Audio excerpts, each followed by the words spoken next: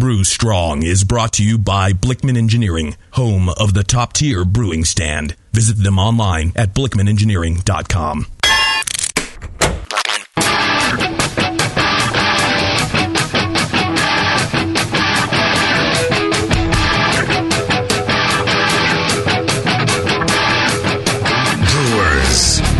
It's time for the beer radio you've been looking for.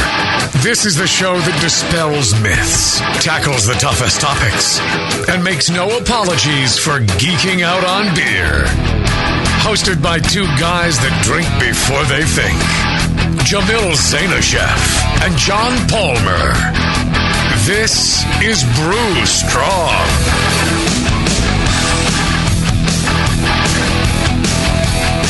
Hey, howdy, hey, my brewing brothers and sisters. Greetings. Man, you're sounding way too lecherous. I mean, John's lecherous, but not that lecherous. You want to go for a drive? I have my car here. Tell me about your water. You want to taste my water? It's wet. Yes. Our lovely John Palmer is not in the studio with us. He's not anywhere. He's down south somewhere at some MBAA meeting talking water. Sounds fake. Sounds like an excuse. It is. It's an excuse. He's tired of us, I think. He doesn't want to be here anymore. Oh, I have to give a lecture to a room full of people. Right. People want to hear about this book I've written. I'm like, oh, yeah, sure, John. Yeah. So we're left here to our own devices. You're looking sharp in that new Brew Strong shirt. Am I not? Huh? Mm-hmm. Yeah. A fine listener gave this to me. Bought it for me. Because I apparently cannot get one on my own from the Brewing Network. No, your money's no good here. But we're also not giving you anything for free. So I can't get anything. Right. You won't charge me anything, but that means I don't get anything. So there you go. I'll tell you where you can go and get some fine stuff. BlickmanEngineering.com. Check them out. They make the top-tier brew system. They make the Tower of Power, the Hop Rocket, the Slammin' Salmon, whatever. They make all sorts of stuff with great names. And the great products, great engineering in them. It's a brilliant group of guys that and women, I assume. All I ever see is guys when we go to these things. So... Well, if there are chicks, they're making 70 cents on the dollar. Just remember. Well, maybe. I don't know. I think that John's a good guy and probably treats everybody right. He certainly treats all his customers right. And, as I said, great engineering on great stuff. A lot of cool stuff you can see on their website. And almost always when you go to the Homebrewers Conference, they always have a booth there. And when they do, they're usually introducing something really new and cool and unusual. And you get to touchy-feely all the equipment and all the people. They don't mind if you go up and grope them. I wonder what they're going to have at Grand Rapids NHC in 2014. Something cool, right? Probably. I'll definitely go by the booth and say hi to John and his crew. And if you enjoy the fact that they are paying for the show so you don't have to go up and say hi to them, send them an email. At the very least, ask to see some of the products at your local homebrew shop. They only sell through homebrew shops. They don't sell direct to consumers, so go check them out there. Very cool. All right. We're doing another Q&A show. We have you guys sending in questions all the time to brewstrong@thebrewingnetwork.com. So when you do, we don't throw them away. We save them, and we do shows like this to answer as many of those questions as we can. You can also listen live and ask questions through the chat. Yep, I've already got a couple of them, and we'll get to those later. But first, let's start with Sean.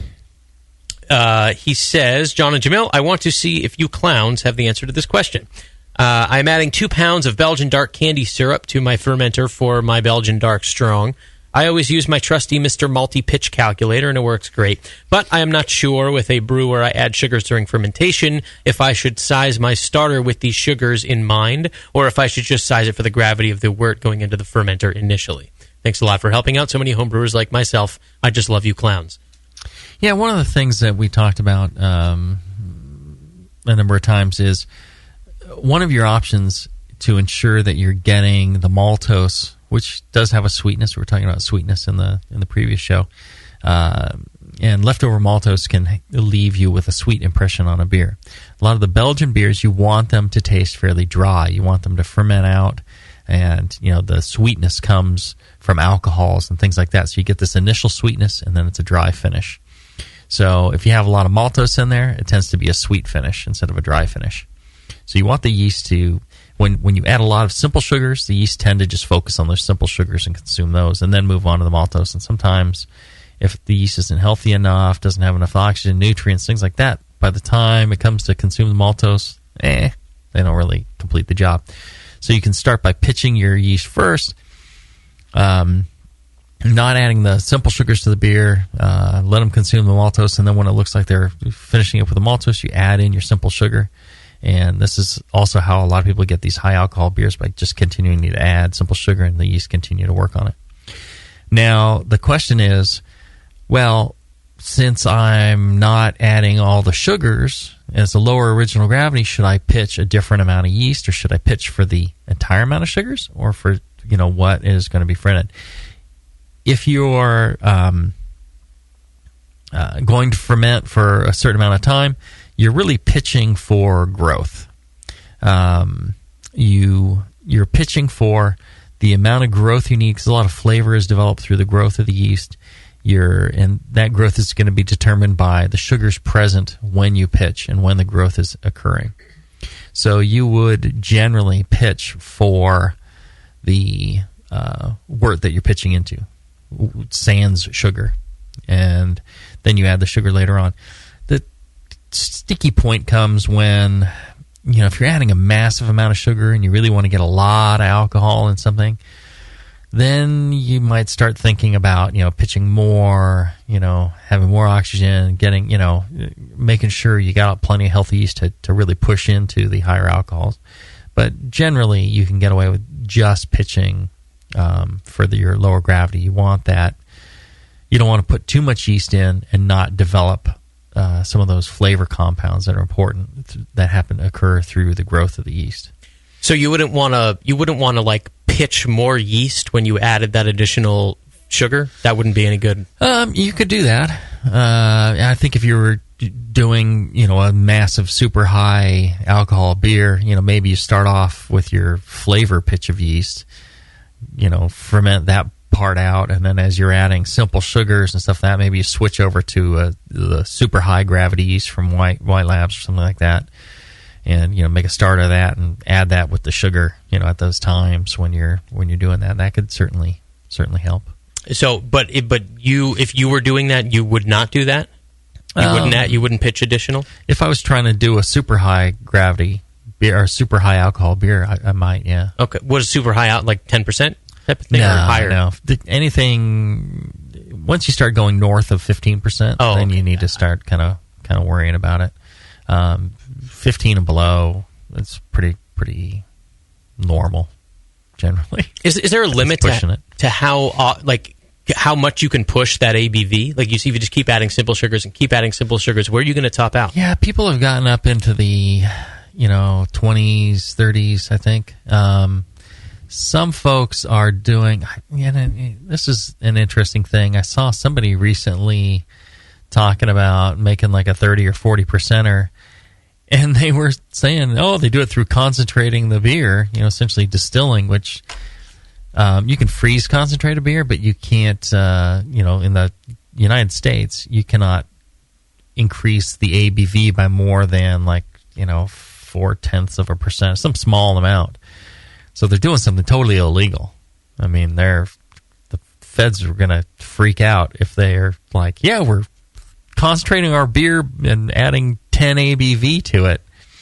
Can't do that. No, highly illegal. So you can do it as a home brewer, I would say. It's still illegal, but you can do that, or something along those lines. But there's a point where it peters out, where the yeast really can't keep up and can't ferment past a certain point. But that point is like in the 30s. It's that high. There might be some yeast that can go.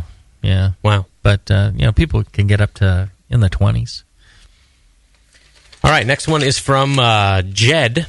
He says, Jamil, what is the difference between the melanoidin and the aromatic malt you call for in the Belgian Dark Strong recipe and Brewing Classic Styles? Speaking of Belgian Dark Strong, seems like these two descriptors are used somewhat interchangeably, so I'm having a hard time identifying which two malts to use for this recipe.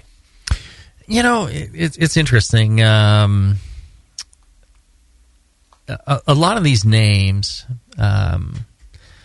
are, products that could be considered interchangeable, but only as interchangeable as different maltsters' products can be. Because, all right, so there's a ton of chocolate malt made. Almost every maltster makes a chocolate malt, right? Almost every maltster has a black malt or a roasted barley or something like that, or a crystal whatever. And you could say, well, here's a Crystal 40, here's another Crystal 40, here's another Crystal 40. Use each one of them, and they're not interchangeable. They don't taste the same.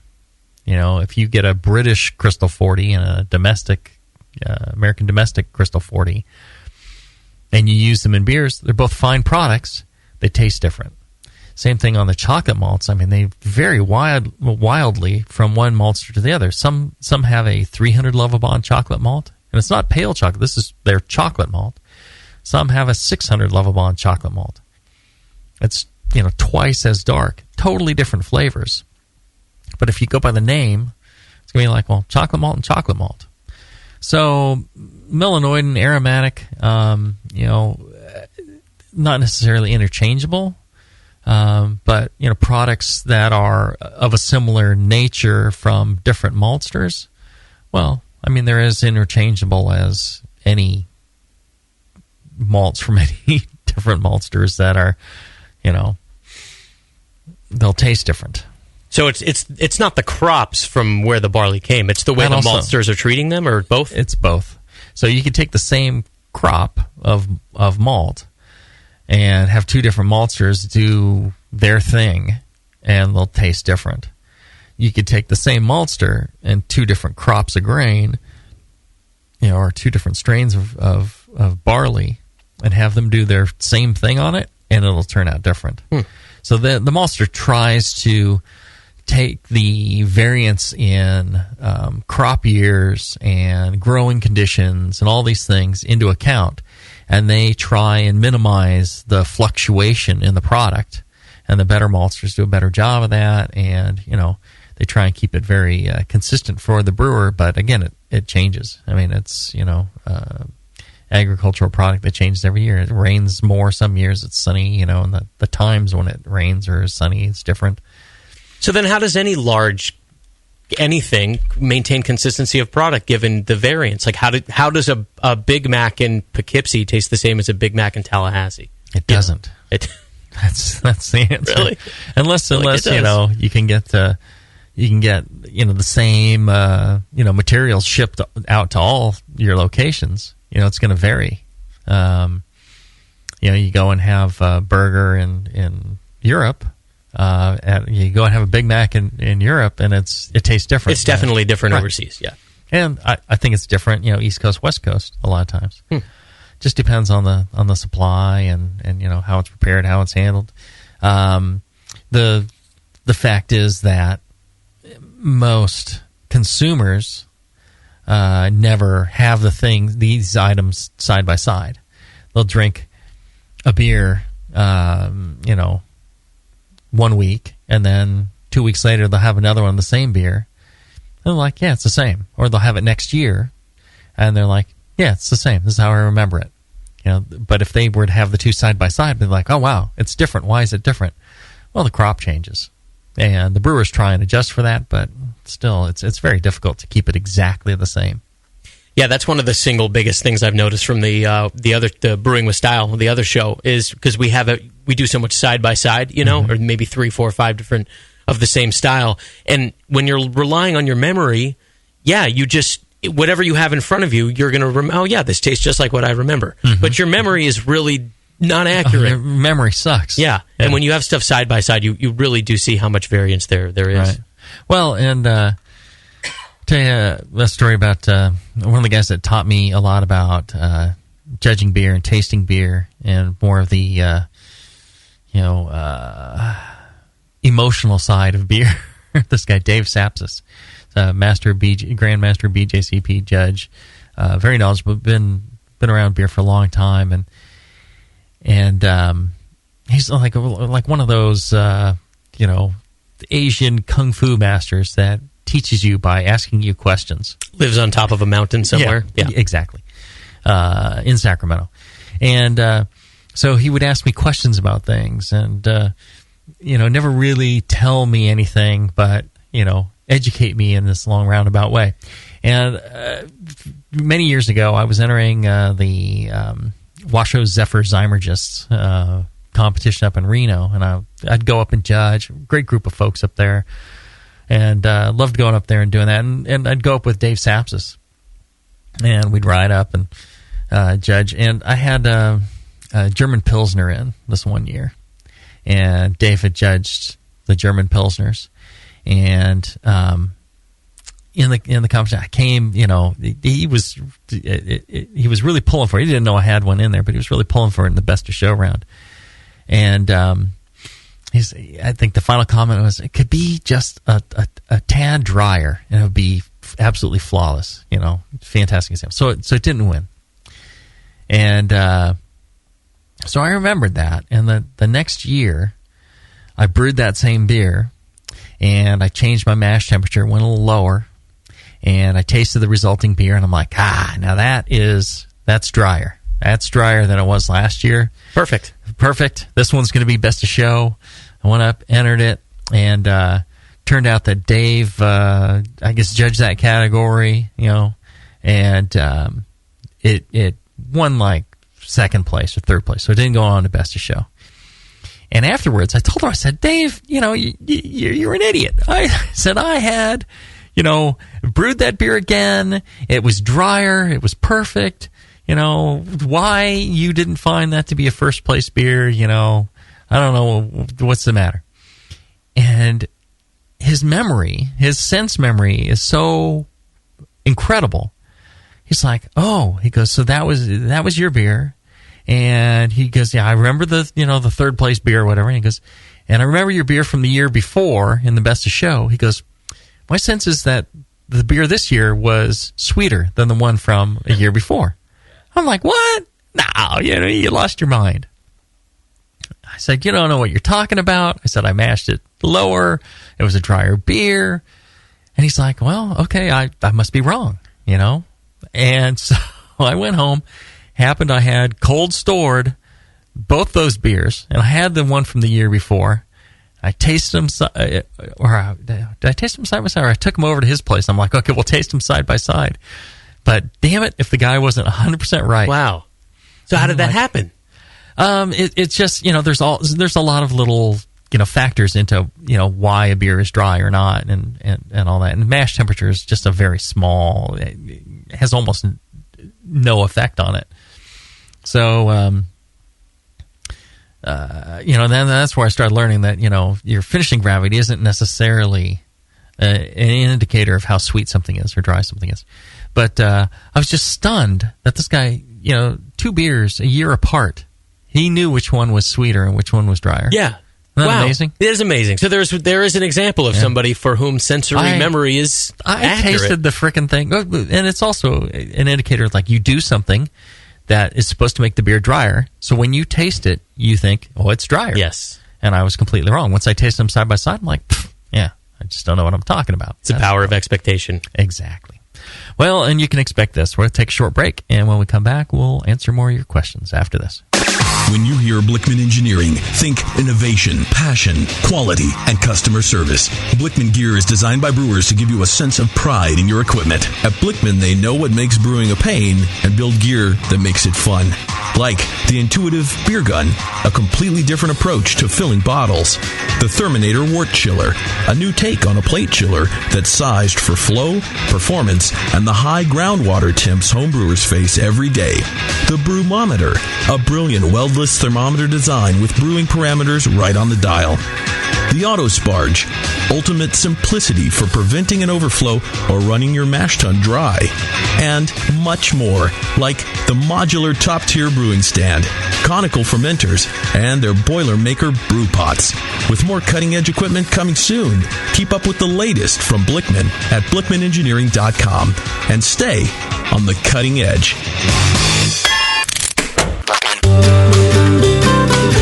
Williams Brewing is your online resource for prompt delivery of quality home brewing supplies. Since 1979, Williams Brewing has offered the finest equipment and the freshest ingredients, backed by the best customer service in the business. New items include the Big Oxygen Kit for economical wort aeration using common welding oxygen tanks, and the Unistat line of external thermostats for easy control of both electric heaters and refrigerators. In addition, they've just mashed their new oatmeal stout malt extract, so you can make those tasty winter oatmeal stouts and porters without mashing.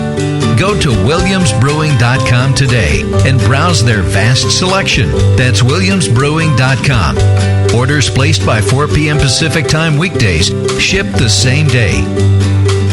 Brewing is easy, the Williams way. Hey, my brewing brothers and sisters, this is Jamil and Moscow, and I love a bold, hoppy beer, one that spits resin in your face and makes you cry uncle. There are a lot of great hoppy beers out there, but at Heretic, we want to make something as bold, dank, and resiny as possible.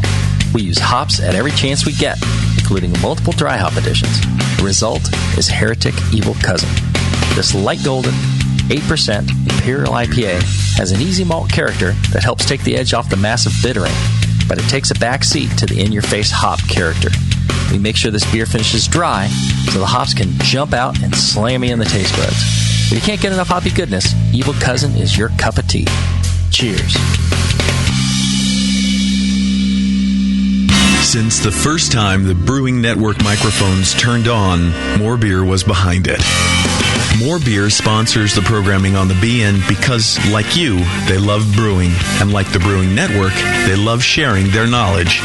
Morebeer.com isn't just a website to place your next equipment or ingredient order. Morebeer.com also gives you access to free beer information that will make you a better brewer. Go to morebeer.com and click into the Learning Center. You'll find podcasts, technical facts, video tutorials, and more, including access to The Buzz, More Beer's social network of more than 5,000 members. And some of them might even be crazier about beer than you are. Get over to morebeer.com today and take advantage of The Buzz, the forum, the Learning Center, and make sure you're signed up to receive the newest More Beer catalog. More Beer, bringing you absolutely everything for beer making.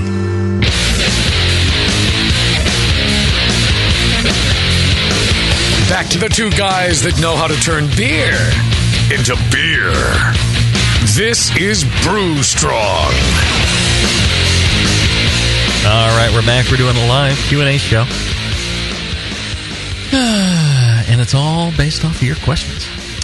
Yes, it is. So here is the next one from Ryan from Temecula. He says he has a question about isolating a yeast strain from the air. Would you guys be able to talk about the process and techniques of isolating a yeast cell? I would also like to know how you could build that strain and find out what kind of flavors come from this yeast. Then how to relate those flavors to an appropriate style to brew. He's always wanted to isolate a wild yeast, and he heard us talking about the Rogue Beard beer.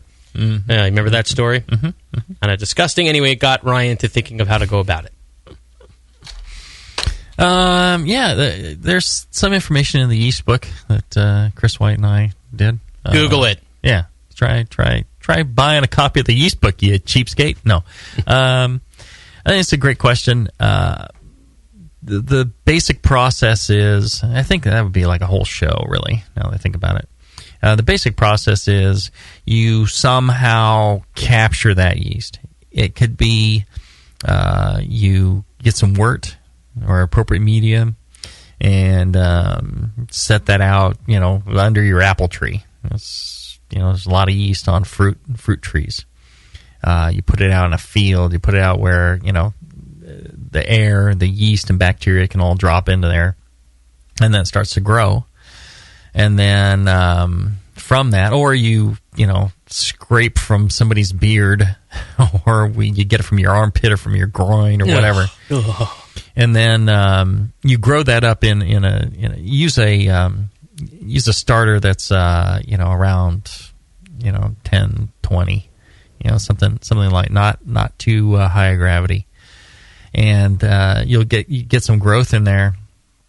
You're going to go ahead and plate the results out, and from that you could pick up individual colonies.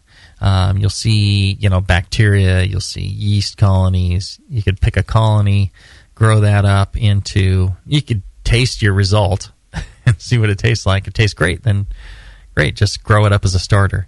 If it doesn't taste great, then you're going to want to isolate out what's good and what's not. And you plate it out. You can pick individual colonies. You get it down to where things are growing from a single cell. So you have these isolated, pure colonies.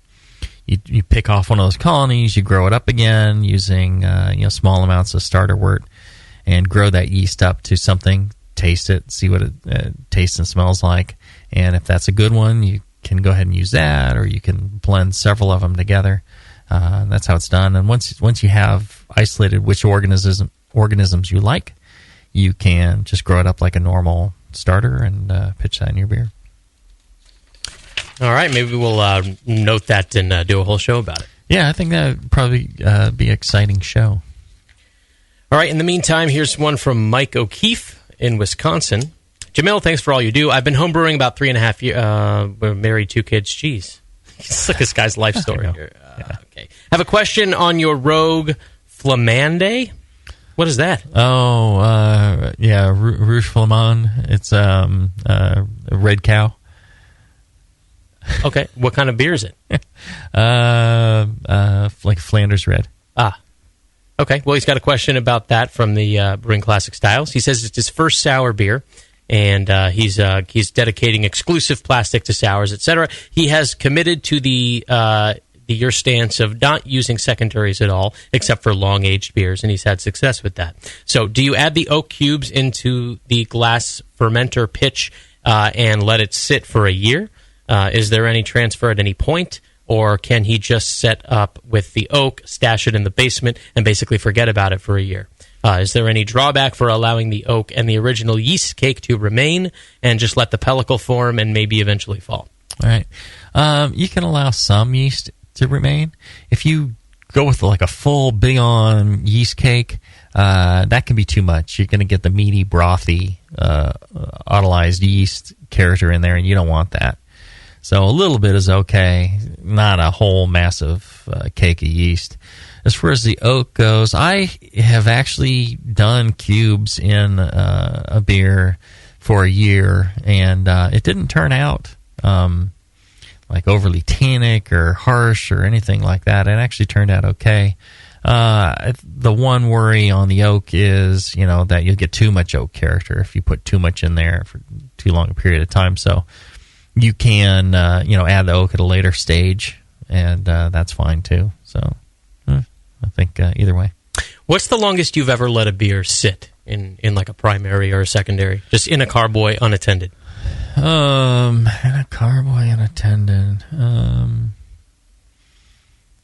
probably a year. A year. Was it a sour? Yeah, I think probably a Flanders Red or like a Lambic or something like that.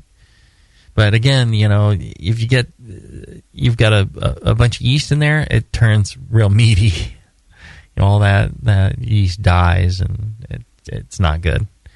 So you gotta, if there's a little bit, that's fine, but you don't want to. You want to transfer it off of a big cake. And meads, I've done some long-term meads that way. And again, you got to get it off the yeast, because eventually that stuff does die. Does it have to be I mean, if you're really letting something sit that long, it pretty much has to be sour, right? No, not necessarily. Well, what else would work?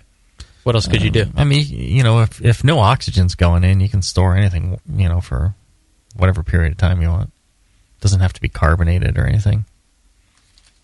All right, next one from Mike Billups. Gentlemen, I recently received a small 5-gallon barrel from his friend Kevin, who's moving to Japan. He's long wanted to start a sour program. He's got a handful of 5 galling glass carboys. What's galling? I don't know. Did he misspell something, maybe? Okay. Well, he's got a handful of 5 glass carboys. He misspelled gallon. That's what it is. Galling. He wants to use with the barrel, but he's thinking bigger now. He likes a Solera-type setup where he pulls 2 to 3 gallons of aged beer and blends it with young beer.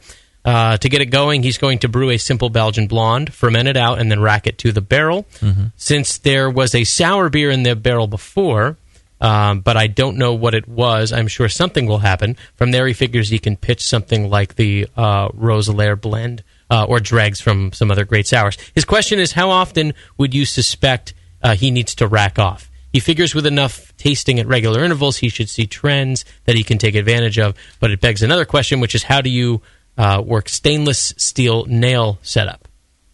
Just drill and stick the nail in? How does the nail stay in place? So there's like 4 different questions in there. How do you rack off? How frequently do you rack off, Scott? Once internet, every few hours. Yeah. The stainless steel nail thing, you drill a hole into the head end of the barrel, and then you just hammer the nail in, and then you pull it out with pliers and take your samples that way. And you can just keep putting it back in, and it stays in place? Yeah. I just imagine eventually it might get too big, but I've pulled the nail out and stuffed the nail back into my hole many times, and I rack off to that. No leakage. So far, 30, 40 times doesn't seem to be a problem. I guess eventually it could be. But you can get larger size nails and then just hammer in a larger nail, I guess. As far as how frequently do you think you'd be racking off? Depends on how much character you're looking for. If you're looking for something, with a lot of souring, then, that's going to take longer. The thing about a small barrel is you're getting a lot more oxygen in there and a lot more surface area, so things tend to go much quicker, and you can start getting kind of an acetic thing as well.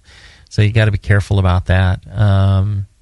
Let taste be your guide, but I imagine, every couple of months on a real small barrel, you might be needing to rack some off. Bigger barrel, you can go quite a bit longer. Bigger the barrel, the longer it can sit without changing very much. What about the residual? There had been sour beer in that thing beforehand. What's that going to do? Brett can work its way into the wood, a 1/4 inch deep into wood, and come back out. So I'm sure there's something in there. I would generally, if it's been sitting dry or it had a lot of air access, stuff like that, I would fill it up with hot water and stun everything that's in there and kind of start fresh. I mean, there'll still be plenty of Brett and other stuff in there, but you want to kill any acetobacter, stuff like that, that's going to generate a lot of vinegar. So I would just stun it to start and kind of start over. What would happen if you, he said he's going to brew a Belgian blonde and then ferment it and then rack it to that barrel. Mm-hmm. What if he was to not ferment it? What if he just put it in the barrel and did primary in there as well? Mm-hmm. What would happen? As long as there's yeast for it, that's essentially how the lambic brewers do it in Belgium. They will, the authentic lambic brewers, they'll inoculate it with the air, the yeast comes in, and then they transfer the barrels and they'll ferment in the barrels. You can do that. I mean, just like any other fermentation vessel. All right, good luck, Mike. One more before we take a break. This one's from Scott James. He says, hey, brew gurus. He was about to order some White Labs yeast from an online store, and they suggest buying an ice pack to ship it with. Mm-hmm. This got him to thinking, is an ice pack enough? He's guessing. He says that the package will be in transit for about 2 days and will have light insulation and one small ice pack taped around it. His guess is that the yeast might get shocked by the cold of being taped to an ice block and then warm up over 2 days to ambient, which might be in the 80s or even 90s, depending on where he's at. That doesn't sound like a nice ride for Daddy's Little Helpers. Is he over-concerned? Should he order the yeast a couple of days before and make his starter? Or, what's the story? Well, this is the thing, I love the products that are made by, White Labs and Y Yeast. I think they make, spectacular products. And when it leaves their lab, I think it's, just perfect and wonderful. But this is the thing I keep, harping on is when you get that package of yeast, it's traveled from there to the homebrew shop, from the homebrew shop to you, either mail order or you drove it home or whatever. And, the resulting, viability of the yeast is not going to be what, a perfect pitch of yeast. And so you always do need to use multiple vials, multiple packs, or make a starter. It's nothing against White Labs or Y Yeast. They make it great. It's just a real natural product that is going to suffer some loss in transit. So you have to almost always you should be making a starter. It's just a great way to ensure that before you get to that point where you need yeast, that it's viable, it's active, all that stuff. If you find that, I'm sure it's happened, more than I know of, but, somebody's got a dead pack of yeast and nothing, you better to find that out before you brew. He finishes the email by asking, maybe it's just worth it for him to drive the 30 miles round trip to his local. But you bring up an interesting point, which is that the yeast was shipped to the homebrew shop too, right? Uh-huh. So that doesn't really accomplish anything. Yeah, and it just depends. Because they throw ice packs in there when they ship it to the homebrew shop, and they can ship it overnight. I don't know. You don't know how quick they shipped it. You don't know. I've been to homebrew shops where I see a box of packs of yeast laying there on the ground. Everybody's too busy to put them into the fridge, so they sit there all day in the heat of the homebrew shop, and they don't go into the fridge. So you don't know if that happened too. It's just hard to know for sure. The only way you know for sure is to make sure by proofing it, make a starter with it, and then you're absolutely certain. So always make a starter. There you go. Yeah, let's take a short break. When we come back, more of your questions after this. Hi, I'm Jason Harris, the proud owner here at Keystone Homebrew Supply. We're thrilled to be entering our 20th year of supplying this great industry, and to show you, the Brewing Network Army, how much we appreciate your support, we're offering you 10% off your first order on our website, KeystoneHomebrew.com. Just use coupon code BNARMY at checkout, and I'll get your order out the same day. My goal at Keystone Homebrew Supply has always been to have a complete supply of everything a brewer could want. When you place your order online or when you come into our store, it's our goal to have everything on your list and more. One aspect of KeystoneHomebrew.com that we're really excited about is the ability to fulfill customers' exact grain bills. Do you hate to wait? Keystone Homebrew Supply can get your precious yeast and hops to you within just one day if you live between Connecticut and Virginia, and within 2 days east of the Mississippi. KeystoneHomebrew.com. Coupon code BNARMY. I'm Jason Harris, and I approve this message. Tin, Getting tired of that same old handcrafted beverages day after day? Are you looking for something with more diversity than your normal beer? Fellow BN Army member Michael Fairbrother, owner of Moonlight Meadery, is reviving an entire beverage category, mead. The meads at Moonlight Meadery are all handcrafted from the finest honey on the market and are perfect for any occasion, like weddings, baby showers, or... Excuse me? Mead is not your average girly drink, mister, and Moonlight Meads can be enjoyed anytime, anywhere. Football games with the guys. Yeah. Barbecues with the guys. Yeah. Operating power tools with the guys. Yeah. Actually, sir, that's really dangerous. Good point, son. Next time you have something to celebrate or are just looking for a new tasting experience, pick up a bottle of mead from Moonlight Meadery. Now in 21 states, making over 60 varieties of mead from dry, semi-sweet to sweet. Break out of that craft beer lull. Grab a bottle of Moonlight Mead. Can't find some? Then ask. No, make that demand some. Yeah!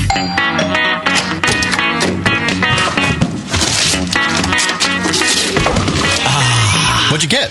More brewing ingredients? Yep. You know what I love about Brewmaster's Warehouse? The $6.99 shipping? Well, yeah, but... the in-store classes for beginning brewers. Yeah, that's cool, but... The Brew Builder. Creating and saving your recipes online is awesome! No, yes, but... The cheese-making supplies. No.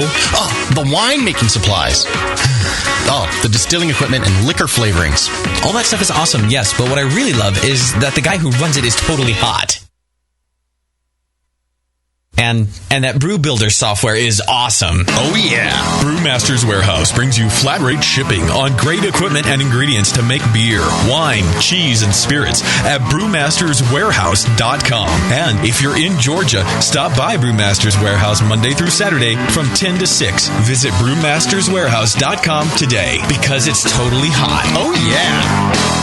One of the last things many brewers try to master is the ingredient that makes up most of their beer, water. Brewers Publications is pleased to announce Water, a comprehensive guide for brewers of all levels by How to Brew author John Palmer and professional brewer Colin Kaminsky. Hi, I'm John Palmer. This book is the result of many years of asking the tough questions about water to professional brewers and brewing scientists, and we are very pleased with how it turned out. It's the first book that is solely about water treatment throughout the brewing process. The book is intended for all brewers, from homebrewers to professionals, and we hope you like it. From how to read a water report to treating your wastewater and everything in between, Water is the comprehensive guide you've always wanted on brewing's least understood ingredient, flavor contributions, water chemistry, and adjusting water to styles of beer. John and Colin will teach you everything you need to know. Water is available from brewerspublications.com and fine brewing booksellers near you. Take the mystery out of your brewing water. Visit brewerspublications.com for your copy of Water today. Are you a member of the American Homebrewers Association? Well, you should be. Members of the AHA can focus on brewing beer, and the AHA takes care of the rest. The American Homebrewers Association advocates on behalf of homebrewers like you to legalize the hobby in all 50 states and make sure that beer laws make sense. Plus, there are many great benefits that come with your AHA membership, like AHA member deals that give you awesome deals at bars, restaurants, breweries, and more. Zymergy Magazine and Zymergy for tons of articles, how-tos, easy-to-follow recipes, and news about the hobby you love, and access to the members-only content on homebrewersassociation.org. But the AHA can't do it without your support. Join today so the American Homebrewers Association can keep fighting for your homebrewing rights. Visit homebrewersassociation.org or join now from the homepage of the Brewing Network website. Relax. Don't worry. It's the American Homebrewers Association. Hi, I'm Jamil Zanishev, and in addition to my work on the Brewing Network, I write the Style Profile column in every issue of Brew Your Own magazine. Hi, I'm Sean Paxton, and when I'm not prepping for the Homebrewed Chef on the Brewing Network, you can find me writing articles on how to cook with your homebrew for Brew Your Own magazine. Greetings, cretins. This is John Palmer, and when I'm not writing for Brew Your Own, I'm reading it. John Palmer, Sean Paxton, Jamil Zanishev. If you love listening to them on the Brewing Network, you'll love reading their articles, tips, and recipes in the pages of Brew Your Own magazine. Join Jamil, John, and Sean 8 times a year in Brew Your Own. And when you subscribe to BYO on the Brewing Network website, half of your subscription price goes right back to the BN to support great beer and food programming. So sign up for Brew Your Own magazine through the BN website today so you can listen and read your way to better homebrew.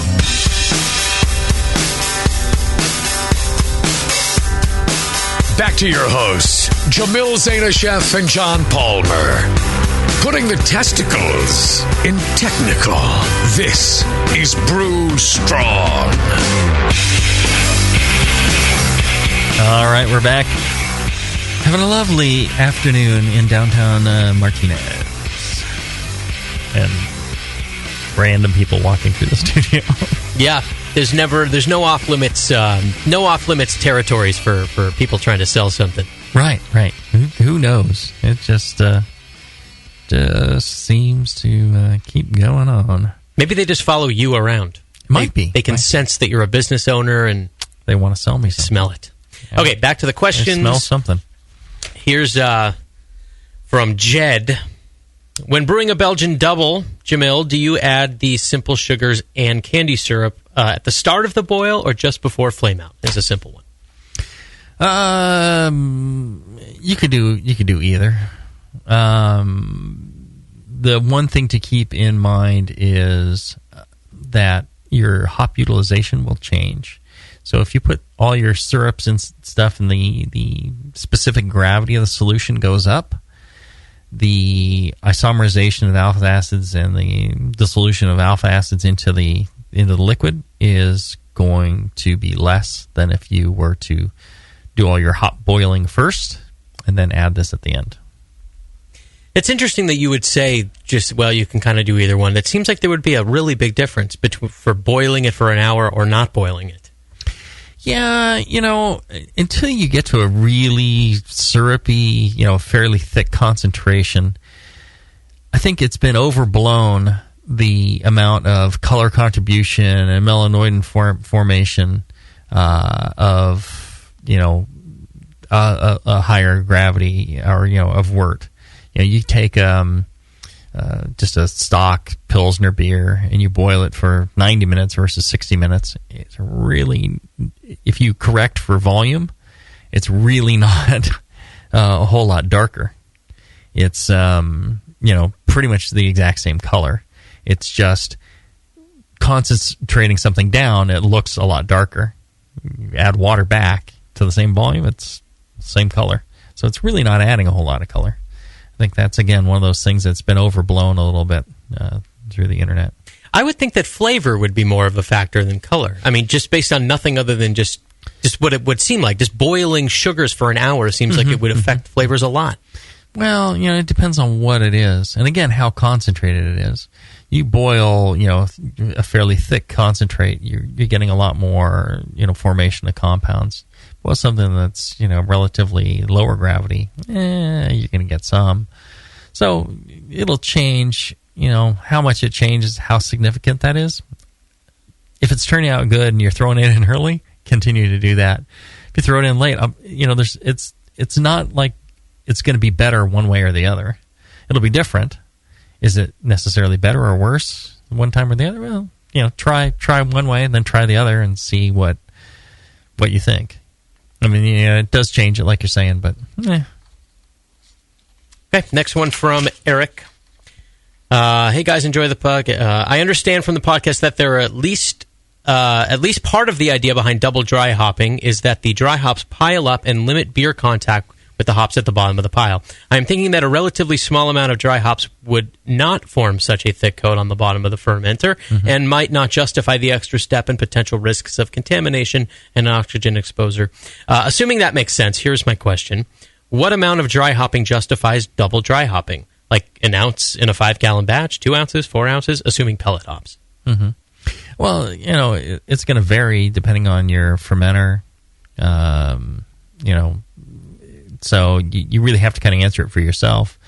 Brew the same beer, try whatever amount, in one edition, try it in 2 editions, see what the difference is. It's like you're saying, that surface area. If you have a broad, flat, bucket or carboy and you're throwing in an ounce, I don't think double dry hopping is necessarily worth it, probably. If you're throwing in 8 ounces in a conical or a corny keg or something like that, yeah, then it's going to stack up. I think you should probably be doing, the double thing. Okay, well, here he does have a follow-up question. Speaking about the vessel, does it depend on the geometry of the vessel? The cross-sectional area of a corny keg is much smaller than that of a 5-gallon carboy, and there is even quite a large difference between the area of a 6.5-gallon carboy and a 5-gallon bucket or carboy, about 1.4 times. Might be another justification to skip secondary and just dry hop in primary, or a reason to increase dry hop quantities when dry hopping in a keg. Exactly. There you go. So he answered his own question. Yes. Alrighty. Here is from Jason. Jason says he just finished listening to the aeration show, and he had a question that wasn't covered. Do you think that the inline aeration with a diffusion stone and oxygen is as good as a diffusion stone straight into the wort after transfer from the kettle? Assuming that you're running it inline the same amount of time and same amount of flow rate as if you're sticking a wand into a carboy and doing that, I would imagine the inline should produce better oxygen levels than just a wand and a carboy, because you're going to get a lot more contact time, I would think. All right, from next one, Dan Merich. Hi, Jamil and John. Nice meeting you both at NHC during the book signing in Philly and throughout the conference. His question is, when allowing the fermentation temps to slowly rise, as you suggest, what do you recommend for us that have temperature-controlled environments to do, and how? Well, control your temperatures and let it rise. I'm not sure what that question is all about. I know I picked that question to be on the show, but I'm not quite sure now that I hear it that I fully understand it.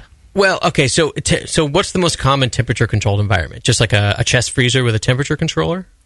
Yeah, chest freezer, refrigerator, something like that, or in a cold environment, putting a heat wrap and, going up versus down. Okay, so I think maybe he means do you dial up the temperature controller a degree a day, or maybe that's what he's asking. Right. It depends on the beer, but generally, what I always recommend is, do your pitch and your yeast growth phase at whatever given temperature, and then once it's through that phase, go ahead and start raising the temperature. You can either leave it at that temperature towards the end and then bump it up quite a few degrees for like a diacetyl rest or something like that, or you can just every day add a degree, or every 2 days add a degree. What I would look at is where you're starting, where your target finishing, and some beers you're going to finish at a higher temperature, some you're just looking for a couple of degrees, and just divide it up amongst the number of days of fermentation you think are going to be there, 5 days or whatever it would be, and just take 1/5 of that. And so sometimes it's raising the temperature a degree a day. Sometimes it's it looks like fermentation's starting to slow, and then throw a degree on is what I will do sometimes if I'm, especially a beer where I don't really know where I'm going. It just looks like it's slowing down. I don't want it to slow down. I want it to finish, attenuate fully, and be as dry as possible. Then I'll keep chasing the temperature, keep bumping that thing, keep it active, and that's the important part. What about for warmer fermentations? Is the same rule of thumb applies? Is you want to keep ratcheting that temperature up? Yeah, you're almost always going up. I mean, you don't want to go down necessarily, because when you go down, the yeast become less active, and they're more likely to drop out of solution and not complete as much of the tasks as you want them to do. You almost always want to go on a rising temperature. Almost always? So what's the exception? I can't think of any right now. You're always going up. At the end of fermentation, if you're trying to do true lagering where the yeast remain active, then you very slowly lower the temperature there. That could be one thing. You don't want to go below 40 degrees Fahrenheit. You don't want to quickly lower the temperature. You very slowly ratchet it down. That could be one scenario. Other than that, you always want to be rising. So let's say you're slowly ratcheting down the temperature and you do it too much and the yeast does fall out of solution. Bringing the temperature back up won't reverse that, will it? Once it's out, it's out? Yeah, chances are, especially once there's alcohol in there and you've fermented out most of the sugars, the yeast won't get started again. They pretty much will just give up. At that point, you kind of hosed yourself. That's why you don't want temperature swinging up and down. You want to keep it steady, and either completely steady or slightly rising at all times. Okay, let's see if we can get a couple quick before the break. From Christian in St. Louis. Hello, crew. He has 2 questions about yeast harvesting and bottle fermenting. If he harvests yeast slurry from a lagered beer to repitch, would the age of the yeast start when it's harvested or once it's done fermenting? Are there negative effects to harvesting a yeast cake from a beer that is lagered for 2 to 4 weeks, or has autolysis started by then? Autolysis? Autolysis? What is that? It's the breakdown of yeast. They start to kind of consume themselves. Okay. In trying to survive. We had this kind of a similar question in the previous show where talking about what's the viability of yeast as sits on a yeast cake sits under beer for a number of weeks, and it starts to drop. It might be 5% drop a week, something like that. Depending, if you're lagering this thing cold, then it could be fine. What was the question again? Let's see here. There was really two questions. Yeah. If he harvests yeast slurry from a lagered beer to repitch, would the age of the yeast start when it's harvested or once it's done fermented? Generally, you go with when it's harvested. But if you're leaving it a long period of time, then, generally a few days after fermentation is totally complete, the yeast dropped out, and you give it like another day, then that's about the highest vitality and viability you're going to get. Okay, and just to round this out, he says if you could briefly go over pitching fresh yeast to a lagered beer when bottle to bottle ferment. Bottling to bottle ferment, sorry. He said he heard a rule of thumb is 10% of the original pitch amount, but can you use less? No, you use like a million cells per mil. So in a 20 liter batch, you're going to use 20 billion cells. So in 5 gallons of beer, you're looking at 20 billion. It's about 1/5 of a White Labs or a Y yeast pack. You use an activator pack. Using a lot more yeast than that, really, you end up with too much yeast sediment. So the rate of 20 billion to 20 liters is pretty much the rate that Sierra Nevada uses. They filter out their yeast and then they pitch again at that rate. And that gives you a nice dusting across the bottom. It's plenty for carbonation. So that would be your rule of thumb. Okay, we got some questions from the chat for the last segment. Well, let's do this. Let's take a short break. When we come back, we'll wrap up with some questions from the chat after this. BN Army, HopTech has a great discount waiting for you. Do you often find it difficult to find specific specialty ingredients for your homebrew recipes? Well, listen to this. HopTech stocks 59 different grains to choose from, 39 varieties of pellet hops, and 8 kinds of whole leaf hops. And HopTech not only carries Y yeast and White Labs yeast for you, but also Fermentus, 04, 5, 6, 23, 33, and T58 Belgian yeast, plus Cooper's, Nottingham, and Windsor yeasts. Got your recipe ready to go? Pick up some great brew gear like new long and short sleeved shirts, games, and more. HopTech's new website is being updated every day with new items. If you don't see it, call the shop. They're open 6 days a week. BN Army and AHA members get a 10% discount, and active military personnel get 15% off. Visit HopTech.com today for great selection, great service, and a great discount. HopTech.com. That's it. I've had it. I am never putting hops in my beer again. What? Why? It's just too ridiculous. Insane prices, stupid contract, high shipping costs, crappy selection. Dude, you need Nico Brew. Nico Brew will rock your f***ing face right the f*** off your f***ing skull. $5 shipping to all 50 states. Plus fantastic international rates get you low prices on Nico Brew's great selection of hops and more. Whether you're a home brewer, a pro brewer, or a homebrew shop owner, Nico Brew can get you the hops you need in increments big and small. Single orders, spot buys, or full contracts. And there's only one place to join the uber special secret elite bare bones club where you'll get the best deals anywhere. Holy shit. NicoBrew.com. NIKOBREW. Nico Brew, your bare bones buddy in the brewing business. Tonight is the night. We bring the creature to life, Dr. Blickmanstein? Yes, J.P. Gore. Everything is perfect for my next fermented creation. My doctor, the storm is too far away. We'll never have enough power to isomerize the creature's alpha acid. Yes, J.P. Gore, we will.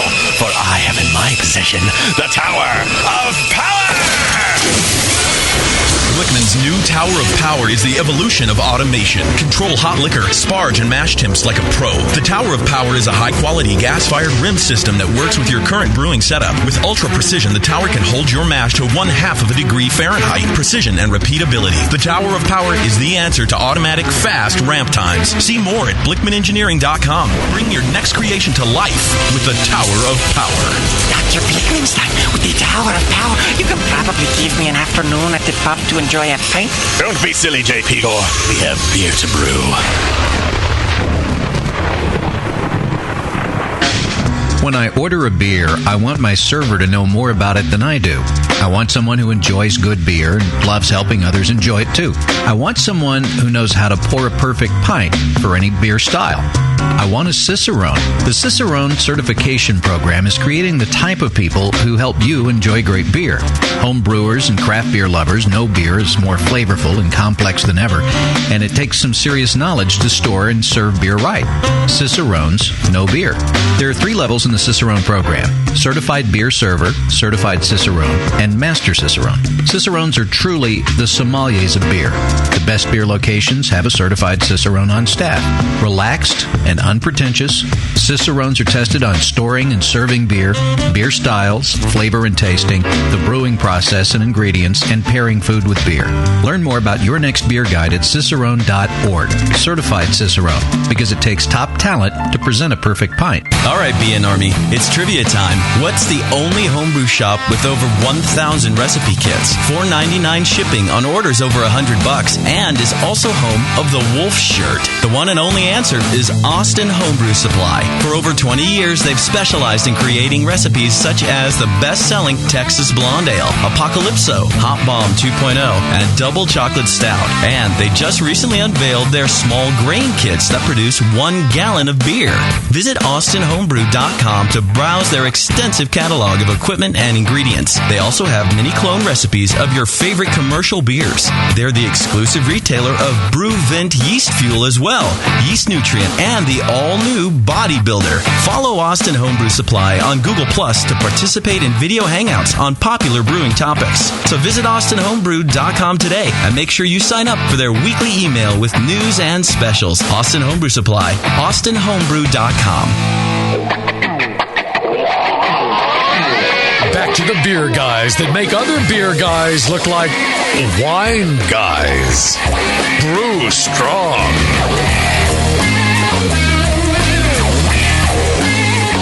All right, we're going to wrap up here, live Q&A show. And speaking of wrapping up, how about those folks at adamandeve.com? Oh, that was good. Wrapping up. Got to wrap it. I'm sure they, you buy yourself a giant dildo, they wrap that thing up for you. I bet you, do they have a gift option? I haven't checked. Do they have like a, birthday present option? Good question. They probably do.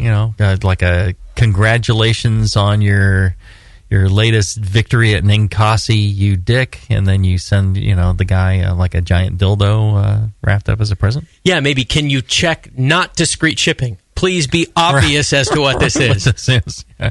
Just strap it to the outside of a piece of paper and ship it to this guy.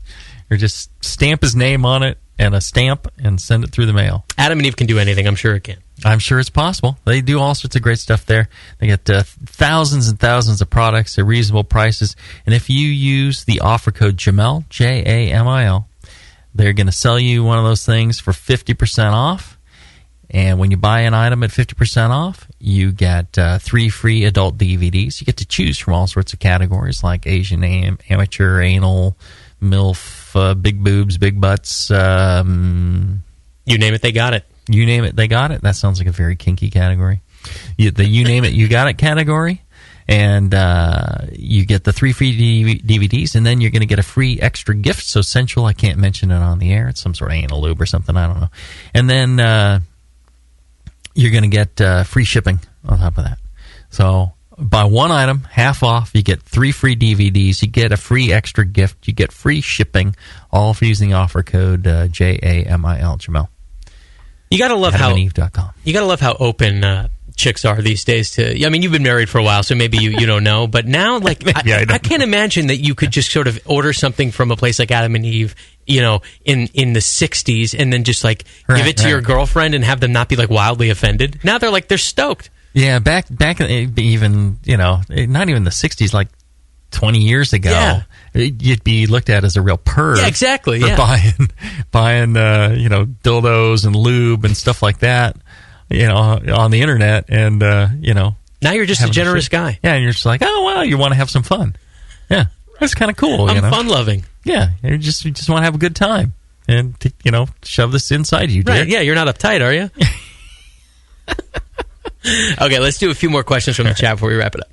From guest 1534962 said he just brewed a Flanders Red from the Brewing Classic Styles, another Flanders Red question. He fermented with Cal Ale down to 1022, racked to another carboy, pitched the Roselaire blend.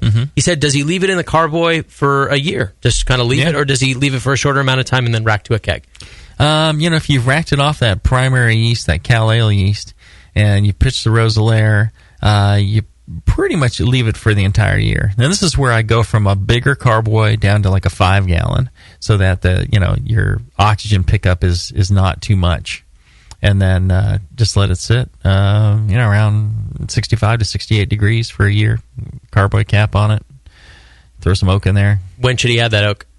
You can add it early on and then rack it off, or you could throw it in the last 6 months, 4 months. It depends how much you throw in. Okay, this one is from NC Photog. He said he heard Jamil say that yeast harvested and used for a second time, and that a third brew tends to really ferment with more vigor than first-generation yeast. Could making a multi-step yeast starter instead of a large single-step one in any way mimic this? Yeah, I don't really think so. It tends to be more... one, it's volume of yeast that you're getting, and also just almost the regular repetition and the environment of your beers that tend to do it, I think, versus just a starter. And starters they're very effective. It's just it seems somewhat different when you're doing full pitches and you're growing the whole thing and the whole pitch is there. Okay, here's a quick one from the same guest. He said, does boil off affect hop utilization and bitterness? Sure. As the if you're boiling off quite a lot, and the gravity of the wort is concentrating, then you're getting less utilization as the gravity goes up. On the other hand, if you're getting, a good vigorous boil, but not really losing a lot of volume very quickly, you might get slightly more utilization. And then just concentrating down the liquid, the hops, the isomerized alpha acids are remaining in there, and as you boil off water, they're getting more concentrated. So all those factors have some sort of play into what your final IBUs will be. Sure. What affects how much is being boiled off? Just how high you have the flame? Yeah, a variety of things. Environmental factors, like you get a breeze blowing through, it's a dry day, and there's a slight breeze coming through, you're going to evaporate a lot more liquid off of that, given the same vigor of boil. If you're, the configuration of your pots, if it's a wider surface or a narrower surface, that's going to affect it. If it's a hot, humid day, it's real muggy, you're not going to evaporate as much. Okay, one final one from NC Photog once more. He said he recently had a double IPA best of show, scored 46. He said he was very pleased with that. The only negative from both judges, they both noted a slight plastic taste around the edges, he says. Obviously, it was a slight off flavor, else his score would have been ding much more. So he's wondering because he filters his water, he says, and he doesn't think chlorine is a culprit, and he's read that could be a possible cause of the plastic taste. He used 14 ounces of pellet hops for a 5-gallon batch. I asked him what he used because you thought it might be variety. He used 6 ounces of Columbus, 5 ounces of Simcoe, 3 ounces of Centennial. What do you think that could be from? Yeah, I think, like the Brewcaster Challenge, that was, kind of petroleum kind of character coming through from, certain hops. Too much. When you use an intense amount of certain hops, you can get some plasticky kind of character going on. The other thing is, if it's just two judges, they're hunting for stuff. They're trying to find some reason that it's not perfect, and so they're putting down anything that they can find because they're afraid to put down, it's perfect. Everything tastes perfect, and then, I got to give it a 50. So they come up with some sort of imagined flaw sometimes to say, well, why? That's why it's not 50. It's 46. So that can be the case. The other issue is, intense hoppiness can sometimes come off as phenolic or plasticky. So I wouldn't worry about it. Yeah, best of show. You got 46 points. That's about as good as you're going to do. Yeah, I mean, I wonder if that's definitely speaks to sort of human nature, right? Is that if you were looking for flaws, you will find them, even in something that's perfect. You will imagine them. Absolutely. Yeah. People are afraid to just declare something's perfect. And that's one of my pet peeves. It's like, if you're tasting a beer and it seems like it's perfect, then just say it's perfect. Just say it's 50 points. Don't worry about it. Don't worry about what the flaws are. Just say, wow, this is fantastic, and enjoy it. That's a great experience, and it happens. And people just don't realize that it's happening. They're tuned to say why it's not happening. So, I think the same could apply to your girlfriends. Of opposite sex. Don't look for reasons that it's not perfect. Just looks good, enjoy. People, they go out to supermodel, hot and supermodel, brain surgeon, whatever, and there's some sort of flaw. Yes. Actually, there's something wrong. One of my favorite bumper stickers I ever saw is, no matter how good she looks, some guy somewhere is tired of her shit. Yeah, exactly. There you go. Yeah, same for judges in brewing. All right, thanks to the chat room for the questions. Yeah, thanks everybody for listening. Thanks for another great show. We enjoy doing these shows, and we enjoy having you listen. And we enjoy meeting you at events and things like that. So don't hesitate to come by and say hi when you see us. If you like this show and want to keep seeing it, check out the Brewery Network store. Lots of goodies there. There's books and hats and shirts and the hoodies and growlers and all sorts of stuff that you can get. And when you do, all the profit of that goes to the bottom line of the Brewery Network and helps keep these things going, keeps the lights on, pays for all the studio equipment and everything. So if you like it, make sure you're supporting that. Check out our fine sponsors, adamandeve.com, Blickman Engineering. Check out all the fine equipment both places have. Till then, brew strong, everybody. Brew strong.